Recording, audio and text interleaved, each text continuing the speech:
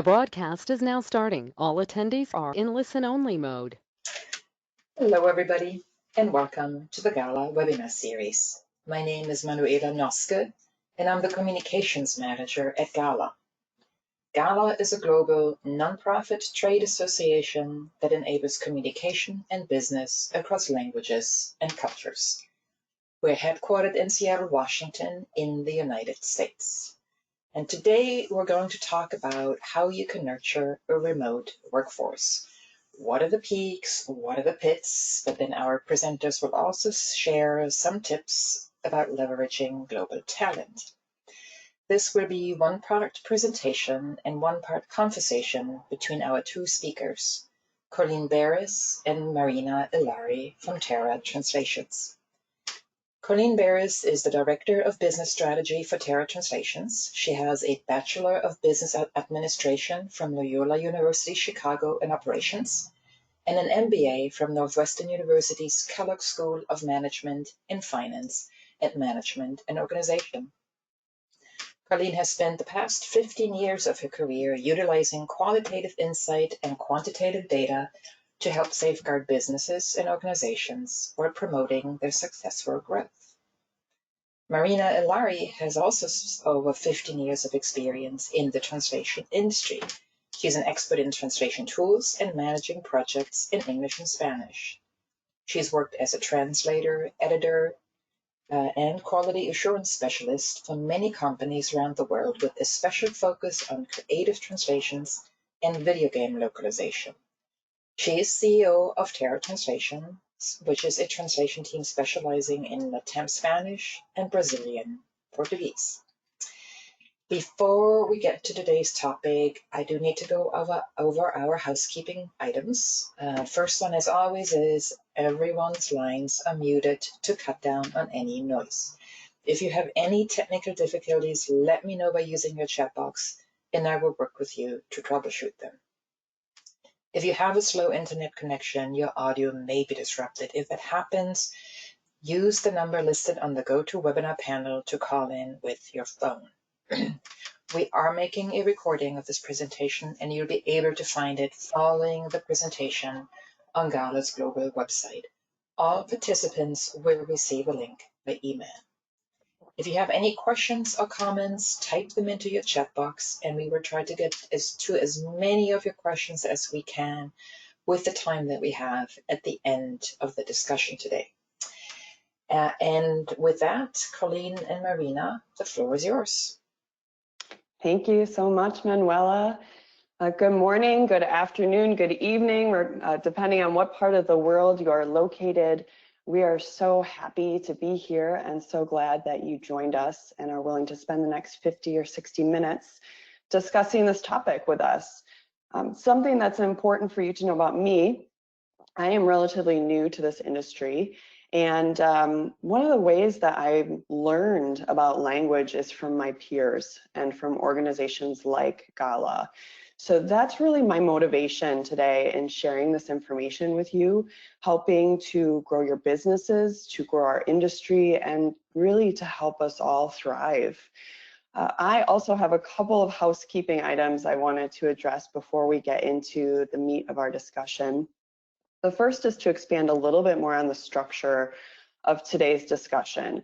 We'd love to keep you very engaged, and so while we'll be sharing a lot of information, we're also going to inject a couple of polls so that we can try and get to know you a little bit more. And then periodically I'll have some Q&A with Marina so that she can share her experiences as a top leader, a CEO of an organization that works with a remote workforce. And I'd encourage you to drop your thoughts in the chat box. And as Manuela mentioned, she's going to help us moderate all of that so that we can hopefully get all of your questions answered by the end of our hour together. I do have a little disclaimer as well. We're going to be talking about employment, and we aren't here to give explicit HR or legal advice. This is what has worked for us. And we'd like to remind you that every country is different. So please do your due diligence to ensure your company is in compliance with whatever laws govern your organization. And so with that, I'd like to kick things off with a little bit more of an in-depth introduction about who we are.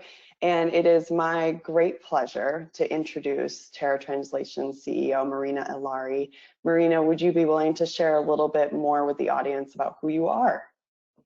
Hi, yes, thank you, Colleen. So I'm second generation CEO of Terra Translations. The company was actually started by my mother over 20 years ago. And I joined her about 10 years ago when I finished my translation studies. So I'm a translator. I'm certified by the American Translators Association. And I have worked in many different positions within the company before assuming the role of CEO. So from linguist, quality assurance, operations manager. So I would say I know the company from the inside out. I'm very passionate about all things translation, especially creative translation and video game localization. I'm currently completing a postgraduate degree as an expert in video game localization. And I am based in Los Angeles, although I am moving to Wisconsin in the summer. So I will be Colleen's neighbor very soon. And it will be an interesting transition for me in terms of weather adaptation, mostly.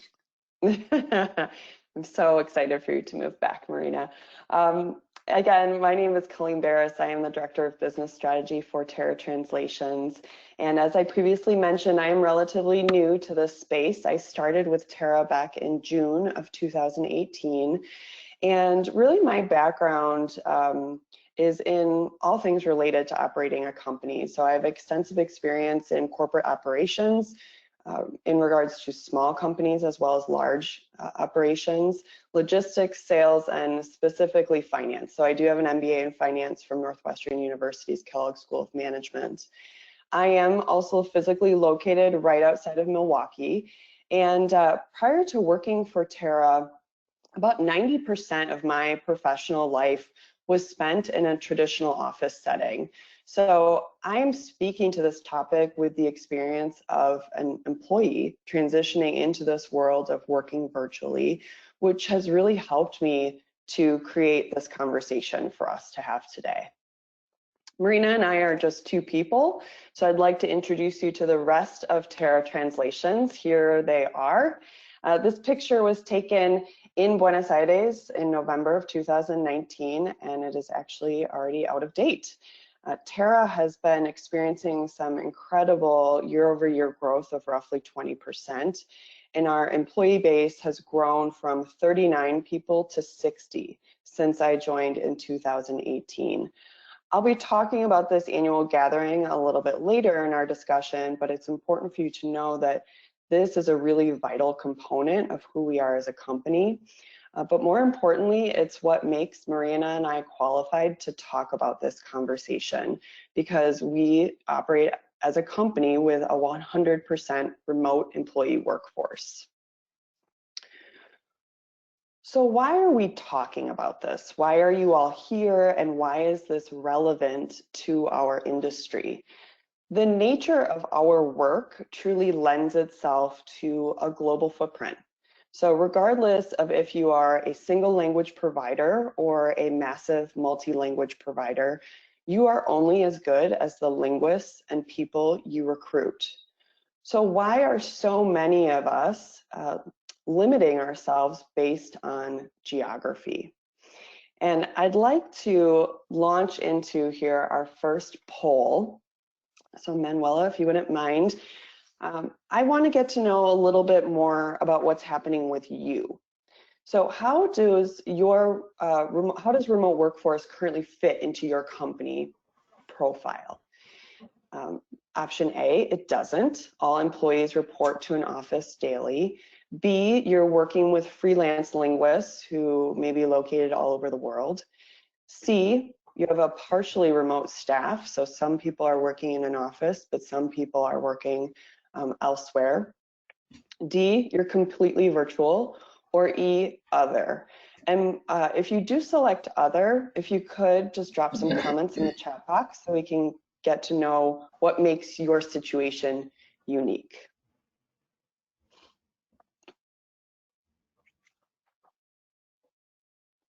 And we are stabilizing. So I am about to close the poll here in just a moment.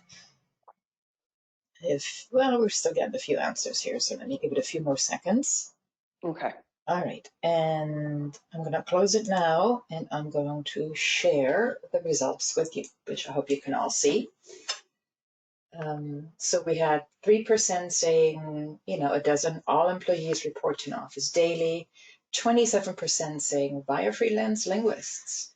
60% partially remote staff. 7% completely virtual, and 3% are saying other. And we have one person here who responded in the chat box saying that she selected other as they have both partially remote staff and also full-time linguists. So it seems to be a mixed model. Okay.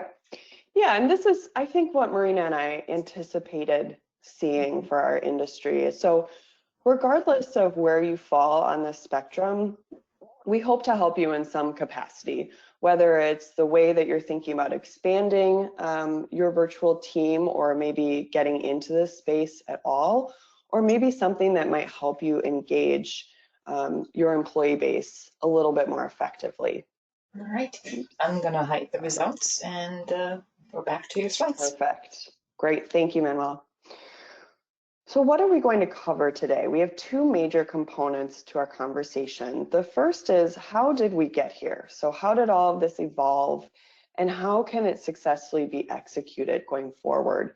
We're going to discuss the changing expectations of the free market and employees, how they fit into it, but most importantly, how companies need to be innovative in order to remain competitive.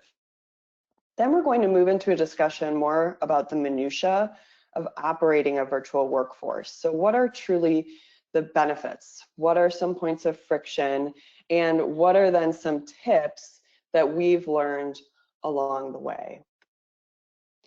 So we're going to start with a history lesson. We are flying way back to the beginning of the Industrial Revolution in Europe and the United States.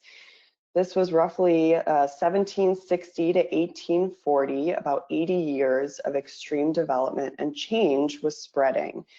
This was the birth of modern work. People are working in factories and industrial settings to build our modern world. Obviously, this was very reliant on manual labor. So very much focused on people being in those factory settings.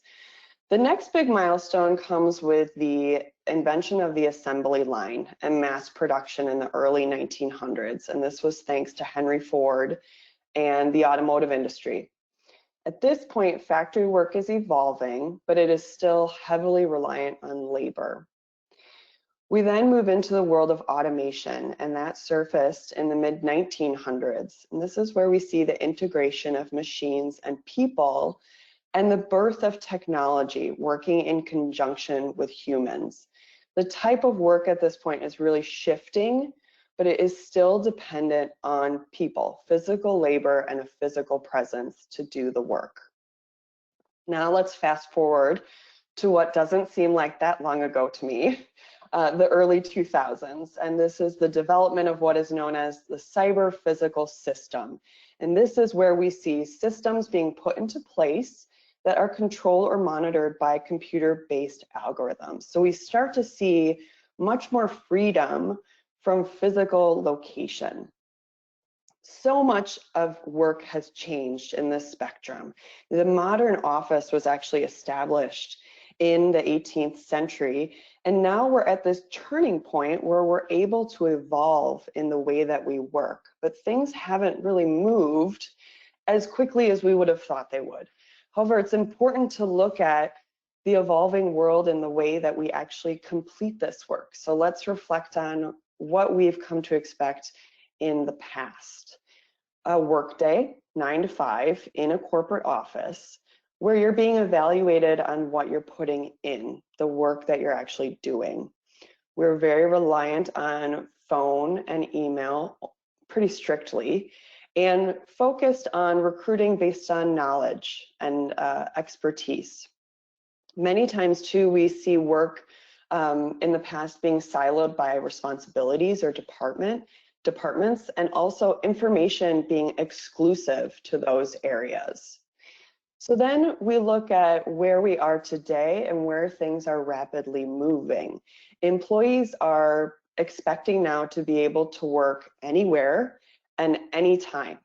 And their expectations on how they'll be evaluated is focused more on outputs and results. We're able to leverage new tools, so new technology to communicate with one another. And we're focusing on how our workforces are flexible and adaptable to their situations.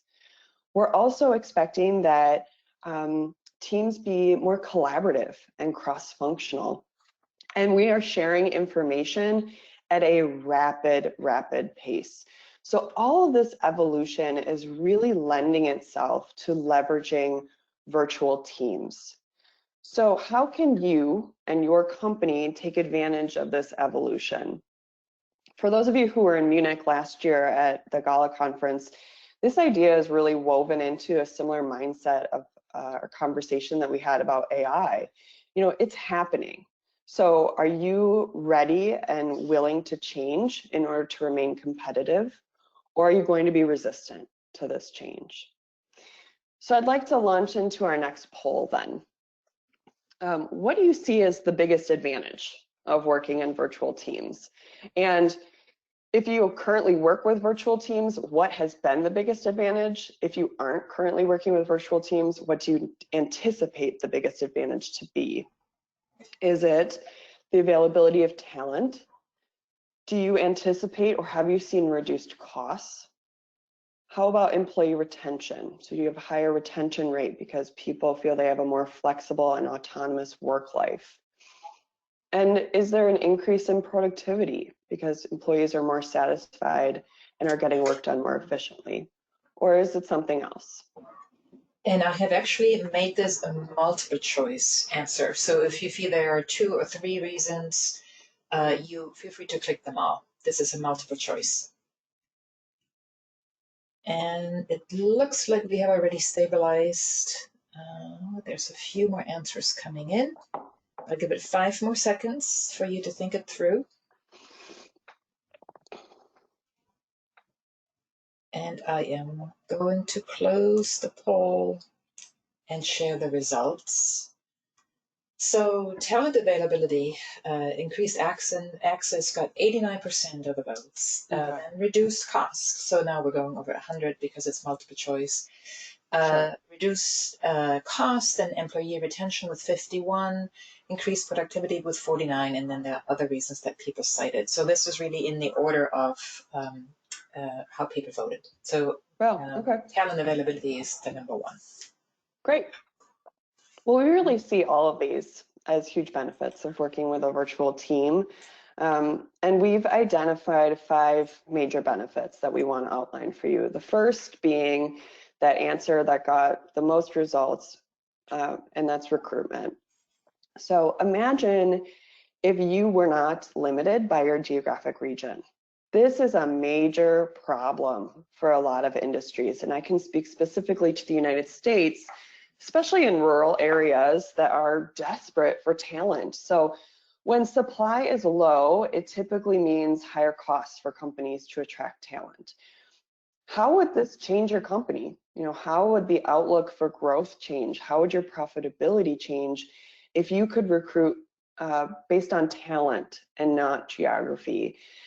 And ultimately, this is what's going to give you the competitive advantage. So when you can offer a superior service in comparison to your competition, and this is the important part, do it more efficiently, you're going to have the advantage. And I would argue that this is regardless of your corporate profile. So it doesn't matter if you're small or large or single or multi-language provider.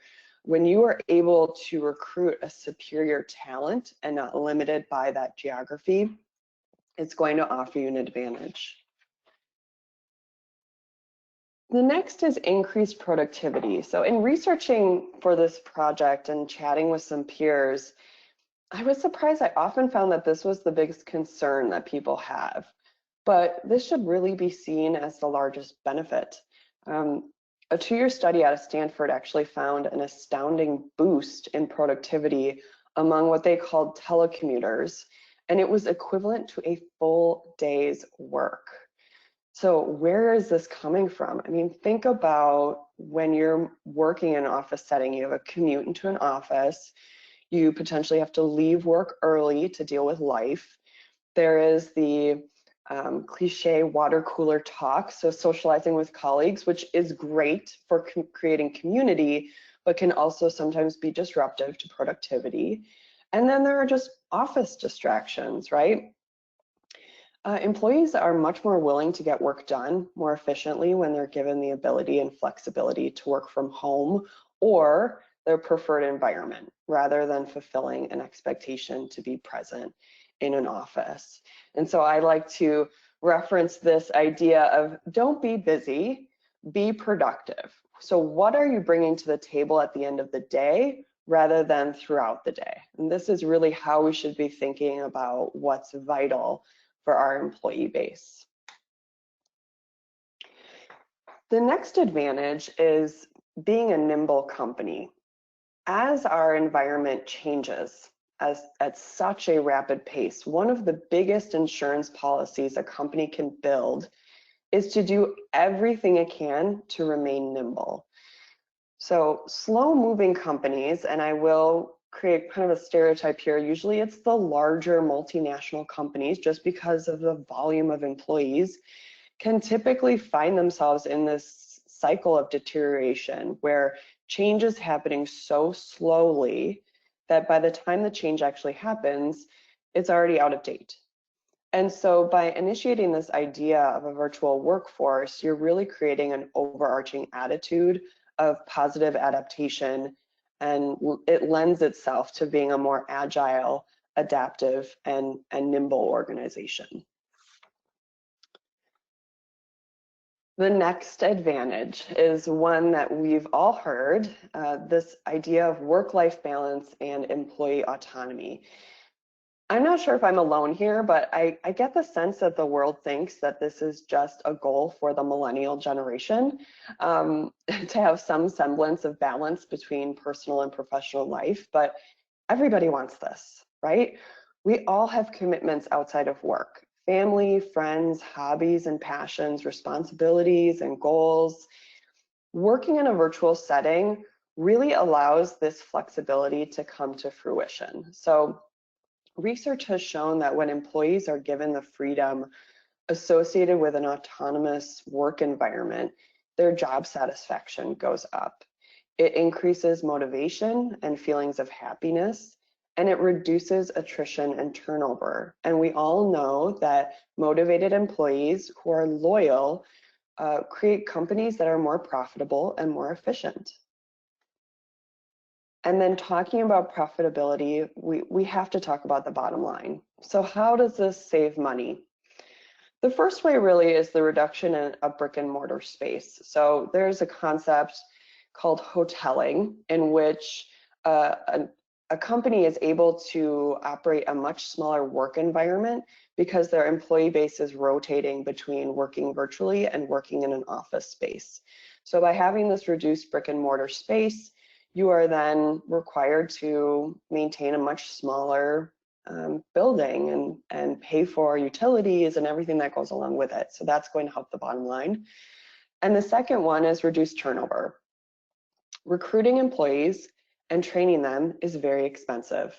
And so by reducing your turnover, you're ultimately going to be saving money for your operation. So these are really the main advantages that we see operating a remote workforce. And with that, I'd like to ask Marina to share her insight as the leader of this workforce about some of these advantages. So Marina, was there a time when you contemplated reverting back to a traditional workplace culture? And if so, what inspired you to continue with virtual teams? I did actually consider this many times. I like the idea of having an office where all team members go every day. There's a social aspect to the type of connections that you can create that way. However, because of the way that we are structured with so many team members spread out across Argentina and across the world, really, it's not something that we can make happen. So now I'm content with our annual get together. That's our opportunity to forge connections, and it feels incredibly special to have the chance to do that at least once a year. We build the excitement for it throughout the year, and once it happens, people make the most of their time together. We spend quality time together those 2 days. And then the other aspect to consider is that once people start working remotely, they typically don't want to go back to a traditional office environment. Employees value the flexibility, the work-life balance that remote work provides. Yes, I am one of those people. I can I can agree to that. Perfect. Okay, so the next question is, in what surprising ways has a virtual team structure benefited Terra? Well, one of the most incredible benefits is that you don't have to limit yourself to a geographical radius in order to find the right talent. So we have employees that are an all-star person for the role, they live in the middle of nowhere in Patagonia or in a tiny town in the provinces. We have people that have some health issues and they need to live in a certain climate. And they can be wherever they need to be as long as they have a robust and a trustworthy internet connection. We also have employees that are parents and express how much they appreciate not having to commute, being able to spend more time with their family because of that. It gives employees, the work-life balance. They appreciate that. And because of this flexibility, the virtual team structure has helped us with talent retention. So we have an incredibly high retention rate in our company. Our year-to-year attrition rate is less than 1%. And we have project managers that have been with us for over 10 years. And this has resulted in a very solid company culture. But it also, of course, it saved us money, it saved us times and efforts in training new people. Yeah, perfect. Thank you. And your answers, I think, really align with what our audience seems to see as one of the biggest benefits of working with a virtual team, and it is that talent component. So thank you for sharing those thoughts. So let's take another poll.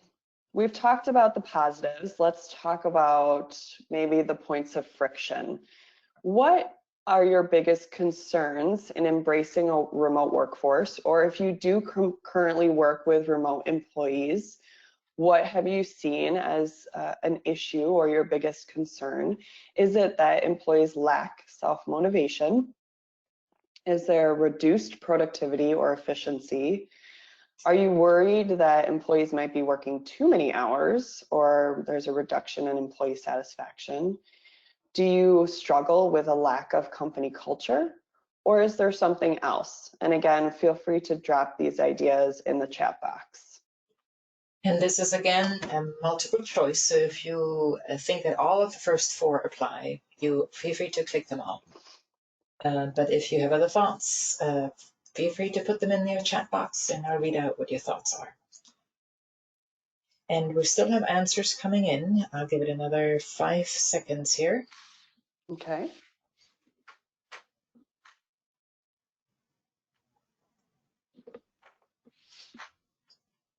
All right, I think we are stabilizing, so I'm going to close and share the results. So we have a tie between perceived lack of self-motivation and reduced productivity or efficiency, both with 51%. Again, this was multiple choice, so we're going over 100. But the winner really is a lack of company culture, which I think is really interesting. Yep. And then 31% said working too many hours and employee satisfaction. 9 people said other, but I don't have any specific reasons in the chat. Okay. That's interesting. We're going to talk a lot about company culture, but all of these are valid concerns. And so we're going to talk about a lot of these. So we've identified 4 major areas to be mindful of, but I want to start with this inferred loss of control over the management of work. There's something very comforting I think, to bodies in seats. And there's always this question looming of, what are they really doing at home all day? Or are they really working? And this is something that I think needs to be grappled with within yourself.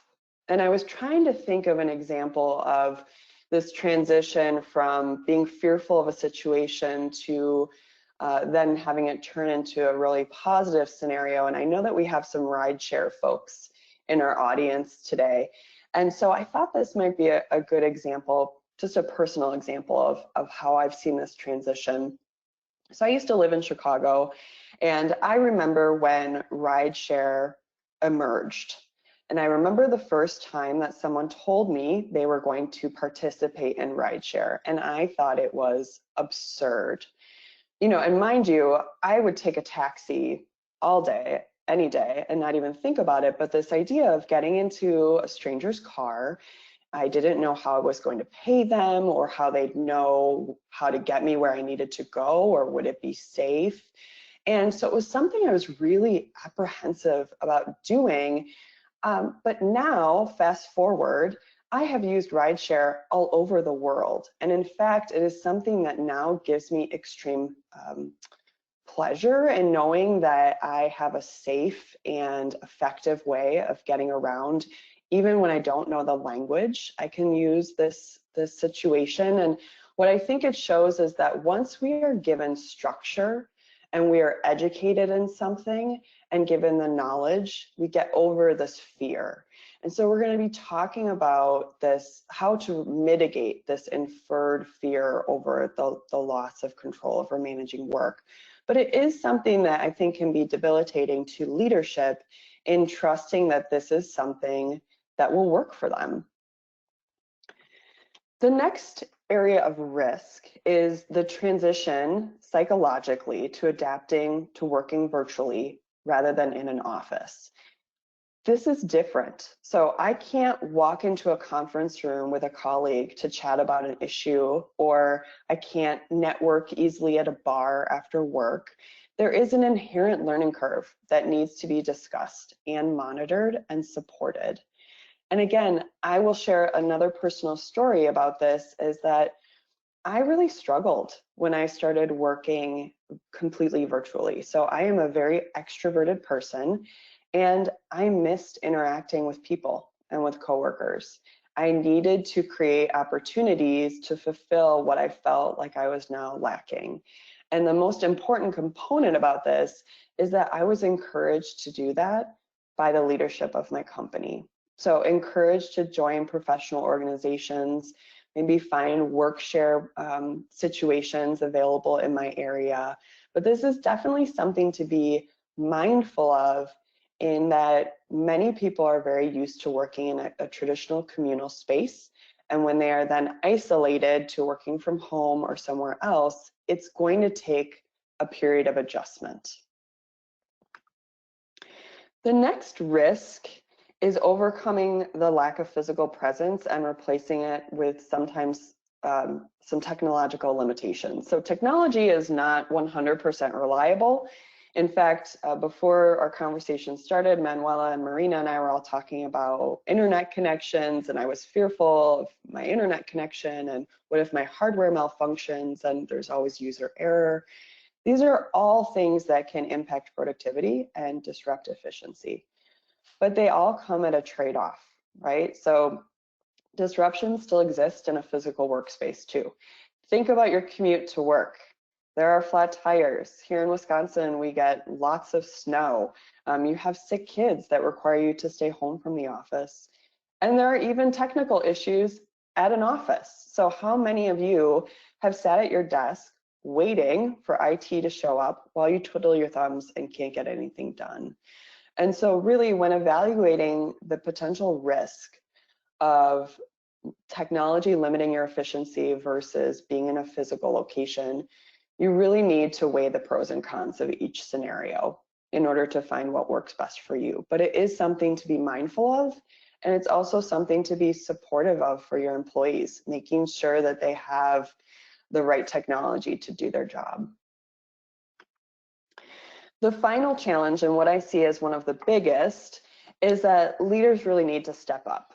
So leaders within a company or within a department need to take full responsibility for developing and nurturing this culture, which oftentimes means more effort and more buy-in.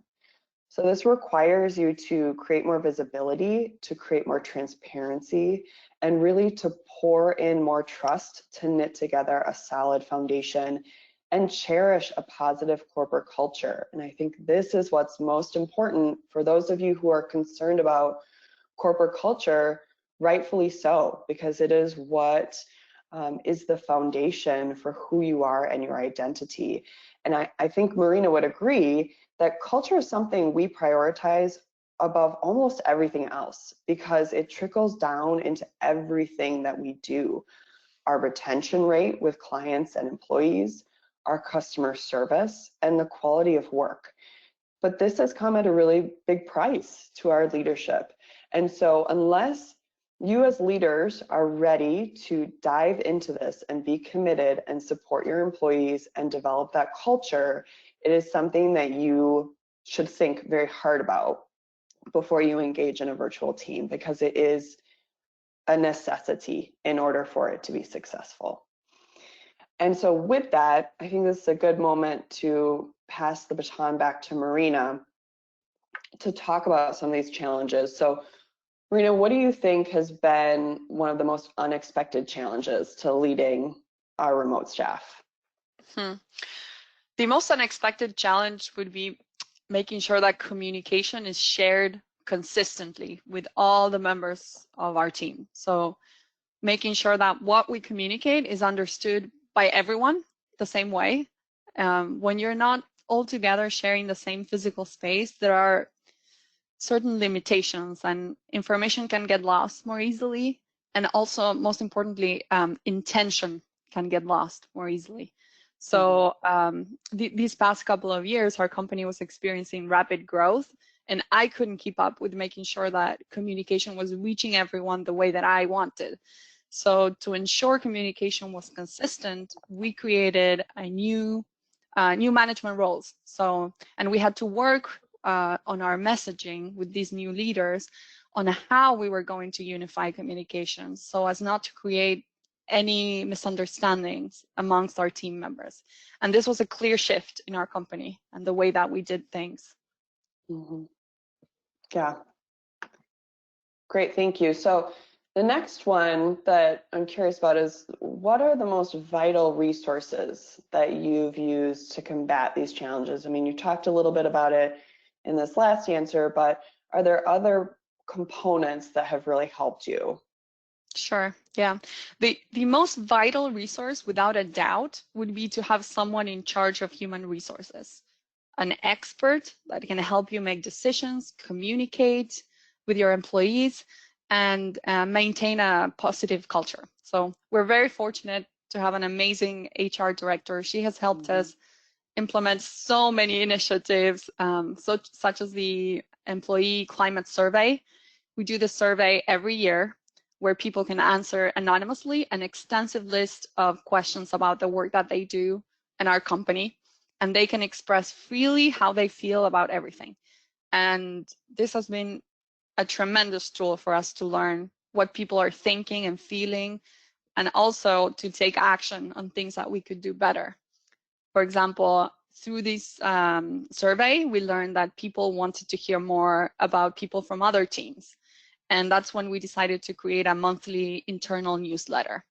And in this newsletter, everyone in the team can share personal pictures, stories, recommendations. We interview a team member each month so people can get to know everyone more on a personal level.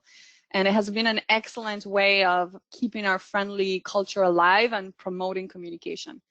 So yeah, I think it's important to give your team members the ability to communicate with leadership openly, but it's just as important to show that they are being heard and that you take everyone's feedback very seriously. So if you do a survey, I recommend sharing the survey results with everyone who provided feedback so that they can see the value in participating.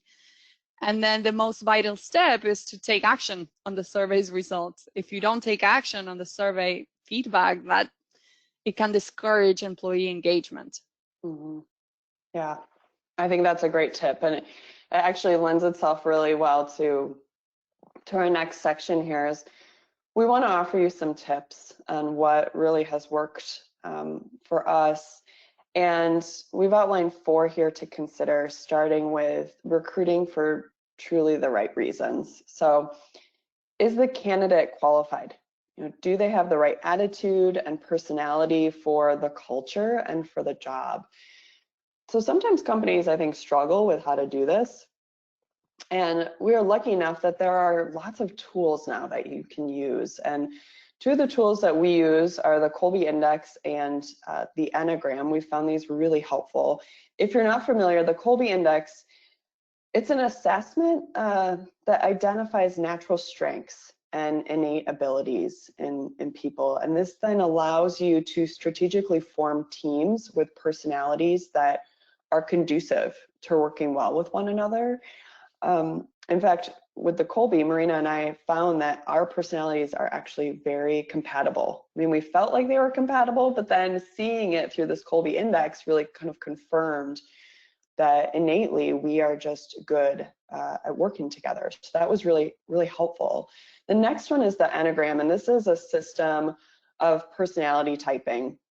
This describes patterns on how people conceptualize the world and manage their emotions. It is very likely that there are other methods or tools that you could use that would help your team. And ultimately, what we are suggesting is that you have something that creates transparency about the strengths within your people and how you can leverage them for good and not having them work against you. The next tip is to create a really solid structure. Create goals, write them down, set timelines to evaluate them, to maybe rethink them, to adjust, and then repeat this process. So an example would be setting annual goals broken down quarterly with monthly check-ins to help with progress and support. And this doesn't always need to happen in a hierarchical structure. And in fact, that's also an idea that's really kind of becoming outdated. Organizations are flatter than ever. And this is great because it can create a more collaborative environment. People feel like they're being helped and supported rather than managed and judged. So it's a much more conducive environment to feeling supported and moving forward. Establishing these goals are also going to help to cultivate more of that trust I referenced earlier within leadership. You as a leader can then be sure that your employees know exactly what they need to get done. And they know that at the end of the month or at the end of the quarter, you're going to be having a meeting to reflect on what are their results, what has worked, what hasn't worked, and how can you support them to make sure that you're moving forward together. The next tip is to utilize some collaborative work tools and really to communicate frequently. So we are very lucky that technology has come very far to connect all of us. And this includes, but is not limited to, some of the names you can see here. I'm confident many of you are familiar with these. Slack, Skype, Zoom, Google Drive. We're using a GoToMeeting product right now. These are all ways to communicate rapidly. And I think I've really kind of come to, I don't want to say dread email, but email can kind of be a very clunky way to communicate, especially with your team, right? So some of these other chat options allow you to have a much faster, more personal conversation with your coworkers and your employees versus using email. I'm definitely not going to encourage meetings just to have meetings, but in an effort to keep employees connected and foster opportunities to connect, it is really important to use these tools. And the last tip is to create opportunities for in-person interaction. So we are definitely not opposed to in-person interaction. And in fact, it is something that we love to do, to go to conferences, to visit clients together, and then our annual gathering that we've already discussed. here are just a few pictures of some other events that our team was at in 2019. So we have ATA. We have a picture here from GALA at Neuschwanstein Castle. We were in at WeBank in Baltimore for that conference, and then Clint in Argentina. And so these really create opportunities for our team to connect and socialize. And so I charge all of you to look at these as opportunities to utilize your cost savings from not having to expend as much on a physical workforce to allow your team members to come together. All right, and so Marina, I just have a couple more questions for you as we wrap up these tips. So what's the most important piece of advice you can offer to a company transitioning into leveraging a virtual team? Well, I would say the most important piece of advice to ensure success is to be very intentional with how you want to keep the company culture alive and well. So create opportunities to connect with people from your team. As we mentioned, we do an annual get together in person. If you can do that, it's worth every penny. Meeting in person with the people that you work virtually all year is so special. But even if you cannot meet in person, talk frequently with the members of the team. Always use the camera. I encourage people to use the camera as well. And that way people can see the gestures and communicate in a different way than just reading or listening. People in my team would probably joke that I'm always insisting that everyone uses their camera. And sometimes people would say, oh, but my hair is a mess today, or I don't look well today, but I'm always insisting on the camera because you do create a different type of connection when you're seeing each other. Yeah, agreed. All right, and then a closing question for you is, what are some not so obvious pitfalls to keep in mind and avoid? Well, I would say probably the biggest pitfall would be the additional resources and the additional efforts that you have to put in keeping communication channels very open, motivating people, and again, preserving the company culture. You might need to create initiatives within the company to keep employee engagement and to have a shared vision for the business. In our company, we have created committees for many things. We have committees. We have the committee for our internal newsletter and the committee for our annual event, the committee for our ISO certifications. And it's a great way of keeping people engaged and promoting communication amongst team members. And then another pitfall is that it can easily happen that there are misunderstandings when you're working virtually and chatting via Slack or Skype. You might fire up an email or chat because you're busy doing a lot of other things and it might not be interpreted the right way. And it's important to keep in mind that people in your team might have different communication styles. Some could be more reserved and they might not communicate as frequently or as openly. And in a virtual setting, you might not notice this. If someone is not communicating frequently, you might even forget about them more easily than if you were to see them, every day in an office. That's why I believe the personality assessment tools are really useful, because it helps you understand your employees as individuals, and it helps you be proactive and communicate in a style that would be most appropriate for each team member. Awesome. Marina, thank you so much for sharing those insights with us. You're welcome. I think that lends itself to a great time to wrap things up. So I'm going to go through these quickly, and really what I want to leave you all with is none of this matters unless you adjust the way you're thinking about your workforce. And it's about being innovative. It's about focusing on results and not on a body in a seat.